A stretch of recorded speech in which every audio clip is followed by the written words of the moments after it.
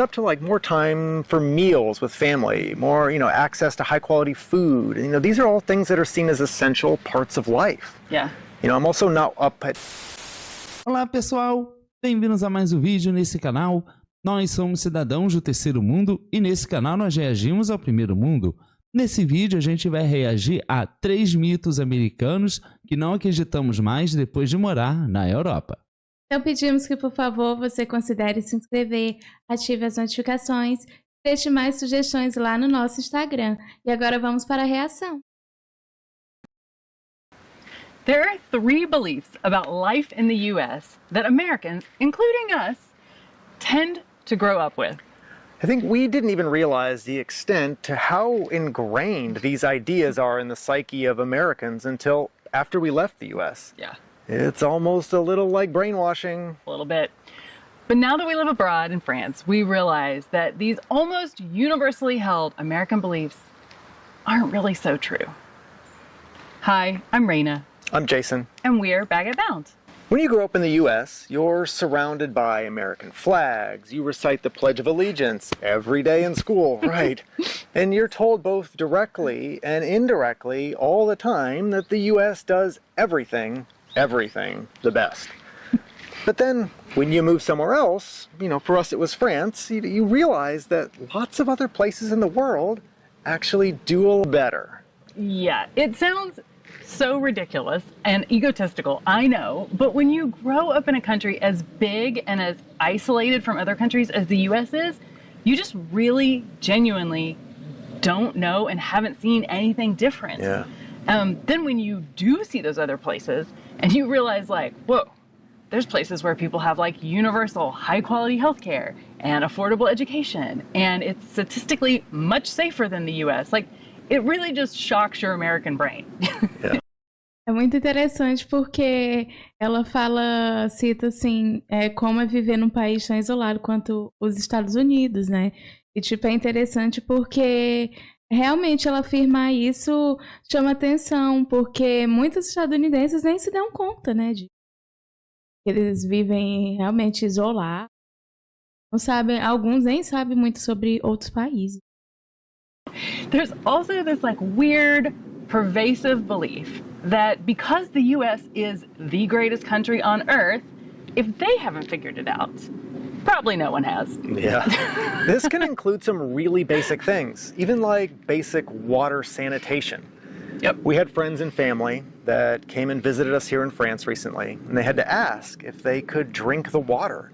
They'd actually brought with them a whole set of advanced water purification equipment, and they were brushing their teeth with bottled water at first before we could talk to them and assure them the tap water is perfectly safe. France is another advanced country. Yeah. Yeah. And we thought this was actually even more funny because Evian water from Evian, France sells in the US for like $5 a bottle.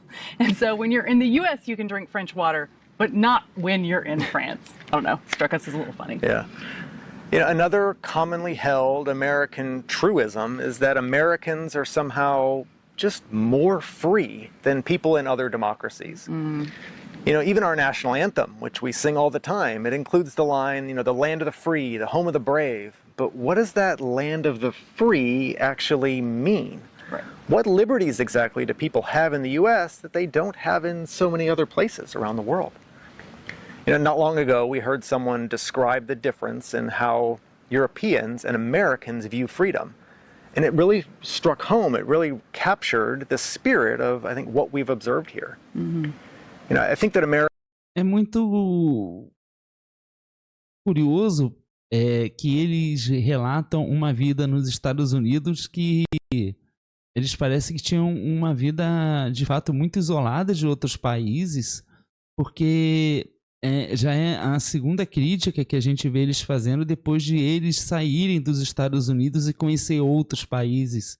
Muitas pessoas nos Estados Unidos não têm essa possibilidade de estar viajando para outros países, mas eles tiveram, então eles estão fazendo aqui uma crítica, e é muito interessante porque os Estados Unidos realmente cria o seu cidadão de uma maneira muito isolada do mundo. É essa impressão que eu tenho do relato, a partir do relato dessas pessoas. É verdade, e é interessante porque ao mesmo tempo que eles são criados assim, isolados, né? Tipo, ao mesmo tempo eles querem estar culturalmente inseridos em outros países, né? Então é isolado para eles, mas eles querem estar presente, né? Principalmente em termos de cultura, filme, eles têm bastante, ou tinha pelo menos bastante alcance, né? Americans want the freedom to.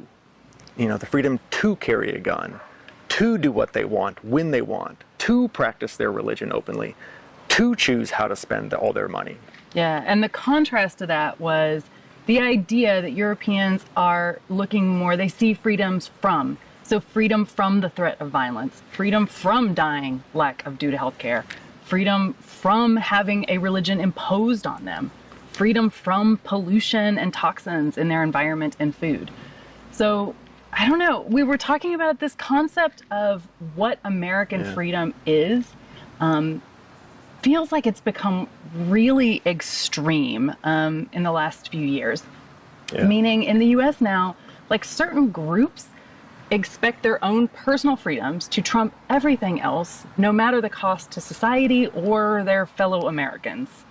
Yeah, and as an American, the intensity of this individualism, I think it can color how you view the policies of the other countries out there. Definitely. Because you don't always realize or have the context to realize that these policies, they might mean different forms of freedom and still make for a more stable, fair, open, and enjoyable society. Yeah.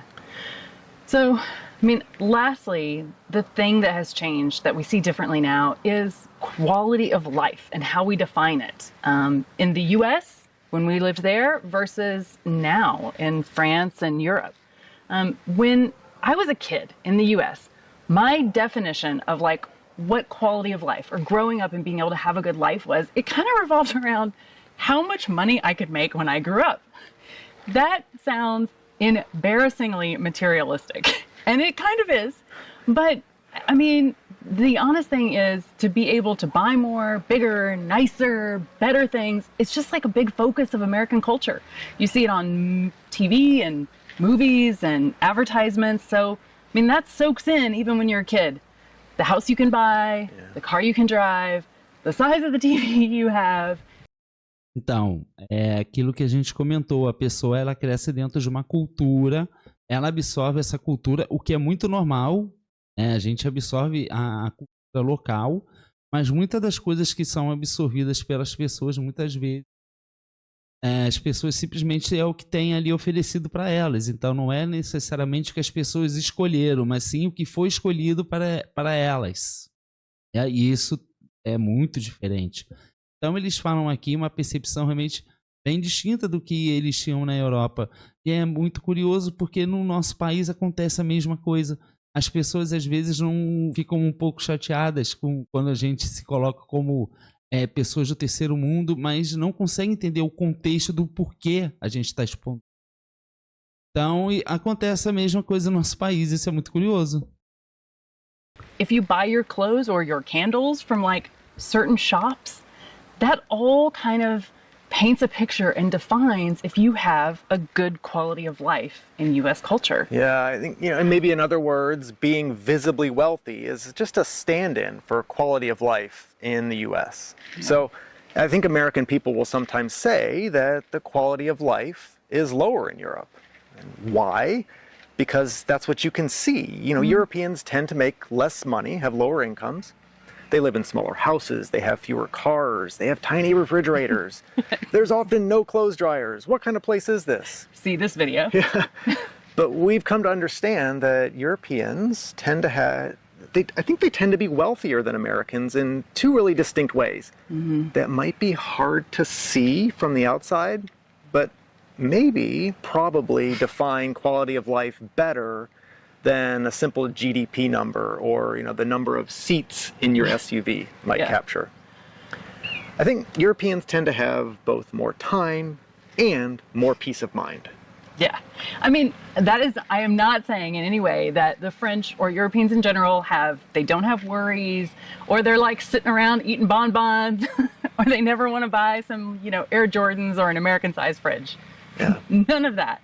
But there's one really big difference I think that we've seen, and that is Europeans tend to have a value system around personal time and a social system that around basic human needs that support well-being. Yeah, those two things, they come together for a quality of life that might be really hard to value on a graph or a balance sheet, the way you could, the stuff maybe in your house could be captured. Yeah. And what does those two things look like in France? There's just a deep respect for your free time to be able to spend with family and to do things for pleasure or maybe just intellectual interest. Yeah. This might mean that businesses are open for fewer hours, that work weeks are a little shorter, and workers generally get 5 weeks of vacation per year. And this all adds up to like more time for meals with family, more, access to high quality food. These are all things that are seen as essential parts of life. Yeah. I'm also not up at night worrying about how am I going to pay and buy my insulin? How am I going to pay for my daughter's education going forward? So, again, it's not that life is easy, but there's a sense of ease and safety that I feel here in France that was just missing in the U.S. And, this peace of mind feels worth way more than that overpriced Pottery Barn comforter ever did in the U.S. Yeah, wealth as the U.S. glamorizes it with more, and flashier stuff. It just doesn't look the same to me now. Yeah. And overcoming the idea that no one anywhere does anything better than the U.S., that Americans are somehow freer, or that America is the only place to find a high quality of life.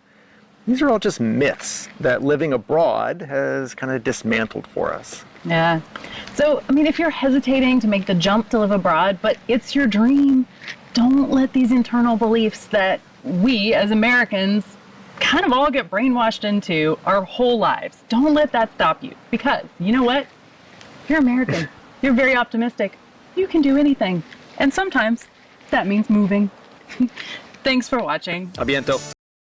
Mas é realmente interessante porque eu fiquei surpresa pela forma como eles colocaram aqui, que realmente lá eles são criados de uma forma mais isolada, né? Mas também a questão é muito individualista e a questão também muito materialista, né? Aqui mesmo no vídeo eles falam sobre questão de comprar coisas, ou até que eles trocam essas coisas por coisas simples, né, da Europa. É realmente impressionante, porque quando você pega alguém dos Estados Unidos que se choca, porque encontram pessoas que simplesmente preferem dedicar mais tempo da sua vida para aproveitar ou não simplesmente focar em dinheiro, realmente é até assustador. Porém, a gente não pode também deixar de analisar como nos Estados Unidos tudo é em torno de dinheiro, né? E tudo é em torno de dinheiro, e isso também vem do governo, né? Tipo, o governo, onde está o governo, né? Ele está promovendo acesso a coisas básicas para a população, porque eu acho que isso conta muito também, isso vai determinar muito como as pessoas acabam vivendo num determinado lugar, né? Tipo, na Europa, a Europa é bem conhecida por ter o estado de bem-estar social, e isso já vai influenciar muito, né? Até em países da Península Ibérica a gente tem isso mais forte do que nos Estados Unidos, então realmente é uma coisa chocante. A impressão que me dá é que, na verdade, faz parte da mentalidade do europeu a prática do estado de bem-estar social.